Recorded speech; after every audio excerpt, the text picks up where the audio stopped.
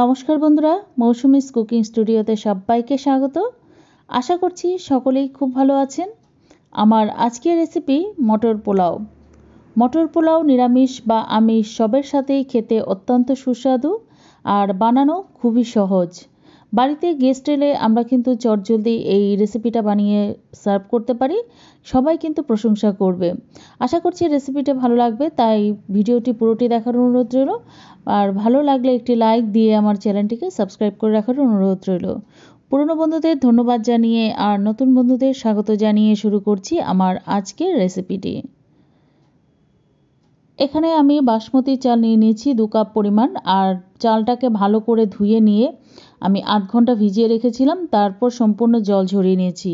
দেখুন চালটা কিন্তু আমার বেশ ঝরঝরেও রয়েছে। এবার এখানে আমি নিয়ে নিয়েছি মটরশুঁটি 1 কাপ পরিমাণ ফ্রেশ মটরশুঁটি, আর নিয়েছি এখানে কাজু আর কিশমিশ। প্যানে দিয়ে দিলাম 1 টেবিল স্পুন পরিমাণ সাদা তেল, আর দিয়ে দিলাম 1 টেবিল স্পুন পরিমাণ ঘি। আমি তেল আর ঘি মিলিয়ে করছি, আপনারা চাইলে কিন্তু শুধু ঘিতেও এই রান্নাটা করতে পারেন। এবার ফোড়নে দিয়ে দিচ্ছি এলাচ, দারচিনি, লবঙ্গ আর তেজপাতা। এবার ফোড়নটাকে বেশ সুন্দর করে ভেজে নিতে হবে। যখন ফোড়ন থেকে সুন্দর একটা ফ্লেভার বেরোবে, সে সময় আমি এখানে দিয়ে দেব কুচনো পেঁয়াজ। এখানে আমি 2টো পেঁয়াজকে কুচিয়ে রেখেছি, সেই পেঁয়াজটা দিয়ে দিলাম। এবার পেঁয়াজটাকে খানিকক্ষণ নেড়ে চেড়ে ভেজে নিতে হবে। আমি পেঁয়াজ দিয়ে করছি, আপনারা চাইলে নিরামিষ দিনে কিন্তু এই পেঁয়াজ রসুন ছাড়া একই প্রসেসে কিন্তু করতে পারেন।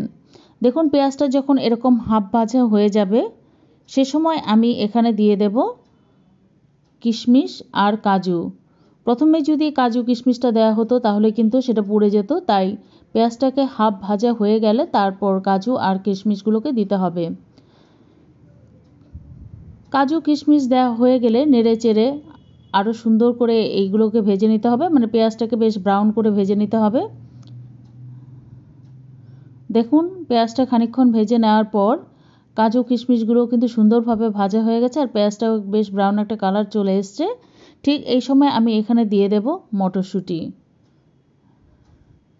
এবার মটরশুঁটিকেও একটুক্ষণ ভেজে নিতে হবে পেঁয়াজের সঙ্গে।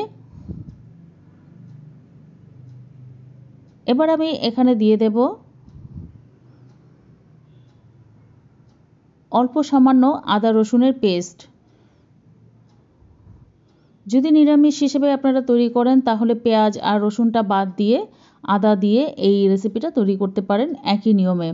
দেখুন দিয়ে দিচ্ছি হাফ চামচ পরিমাণ রসুন পেস্ট, দিয়ে দিচ্ছি হাফ চামচ পরিমাণ আদা পেস্ট। এবার নেড়ে চেড়ে এগুলোকে ভালো করে কষিয়ে নিতে হবে।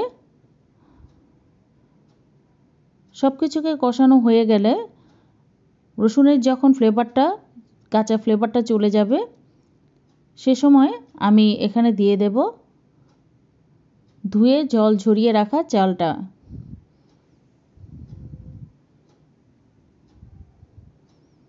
আর অবশ্যই খেয়াল রাখতে হবে চালের মধ্যে যেন কোনো রকম জল না থাকে। দেখুন চালটা কিন্তু আমার সম্পূর্ণ জল ঝরানো হয়ে গেছে। এবার আমি চালটাকে সমস্ত কিছুর সঙ্গে খানিকক্ষণ নেড়ে চেড়ে ভেজে নেব। আর এই সময় কিন্তু খুব আলতো হাতে নাড়াচাড়া করতে হবে, কেননা তাহলে কিন্তু চালটা ভেঙে যাওয়ার সম্ভাবনা থাকে। বেশ খানিকক্ষণ সময় ধরে আমি একটু ভেজে নিচ্ছি।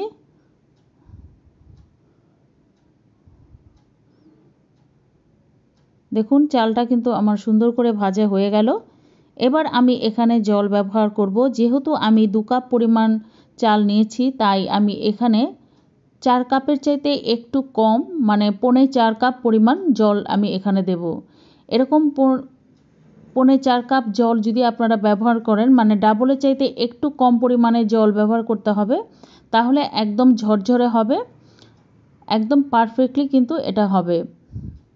চালটা গলেও যাবে না, আবার চালটা কিন্তু শক্তও থাকবে না, এই মেজারমেন্ট হিসেবে যদি আপনারা জলটা ব্যবহার করেন।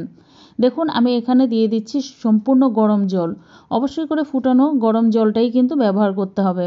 এখানে আমি দিয়ে দিচ্ছি কয়েকটা চেরা কাঁচা লঙ্কা, পরিমাণ মতো নুন দিয়ে দিচ্ছি, আর দিয়ে দিচ্ছি 1 টেবিল স্পুন পরিমাণ চিনি।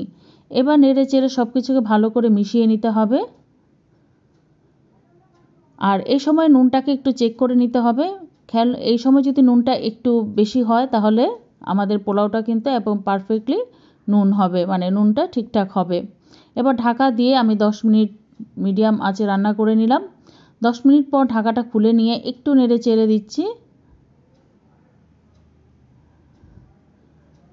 উল্টে পাল্টে দিয়ে নিয়ে এবার আঁচটাকে একদম স্লো করে দিয়ে আমি ঢাকা দিয়ে আরও 10 মিনিট হতে দেব।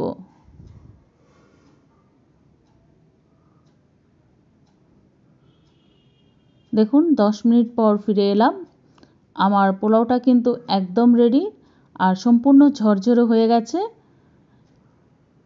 আর যেটুকু পরিমাণ ভেজা লাগছে সেটা কিন্তু আরেকটু পরে যখন আমি দমে রাখবো সেটা কিন্তু একদম ঝরঝরে হয়ে যাবে। এবার উল্টে পাল্টে একটু ওপর নিচ করে দিতে হবে, মানে নিচের চালটাকে উপরে আর উপরের চালটাকে নিচে করে দিয়ে আমি এখানে দিয়ে দেব,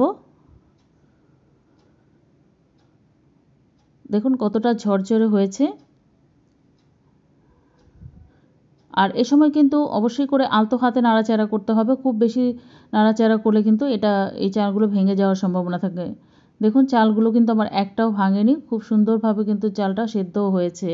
এবার আমি দিয়ে দিচ্ছি আরও 1 চামচ পরিমাণ ঘি, দিয়ে দিচ্ছি কয়েকটা গোটা কাঁচা লঙ্কা, এটা সুন্দর একটা ফ্লেভার হবে।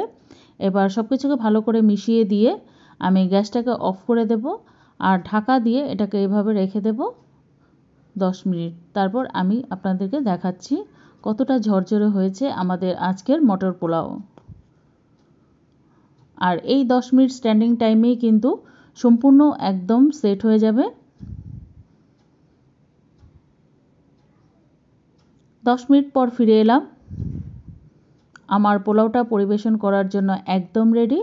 আর এটা কতটা ঝরঝরে হয়েছে আমি আপনাদের দেখাচ্ছি, দেখুন। আর চালগুলো কিন্তু একদম গোটা রয়েছে, একটা চালও কিন্তু ভাঙেনি।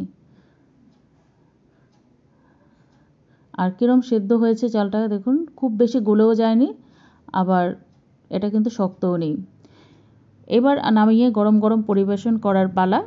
আমি পরিবেশন করে আপনাদের দেখাচ্ছি। গরম গরম পরিবেশন করুন, গরম মাটন অথবা চিকেনের সঙ্গে, অথবা আলুর দম বা ফুলকপির সঙ্গেও কিন্তু খেতে দুর্দান্ত লাগবে। আশা করছি রেসিপিটা আপনাদের ভালো লেগেছে বন্ধুরা। যদি ভালো লেগে থাকে তাহলে অবশ্যই করে একটি লাইক দিয়ে আমার চ্যানেলটিকে সাবস্ক্রাইব করে রাখার অনুরোধ রইল। পাশে থাকা বেল বাটনটিকে অবশ্যই করে প্রেস করে দেবেন আমার নতুন নতুন রেসিপিগুলো পাওয়ার জন্য। আমি কিন্তু এরকম নিত্য নতুন রেসিপি নিয়ে একদিন পরপর চলে আসি। আজ তাহলে চলি বন্ধুরা, নতুন কোনো রেসিপি নিয়ে আবার চলে আসবো। ততদিন পর্যন্ত সবাই খুব ভালো থাকবেন। অসংখ্য ধন্যবাদ এতক্ষণ আমার সঙ্গে থাকার জন্য।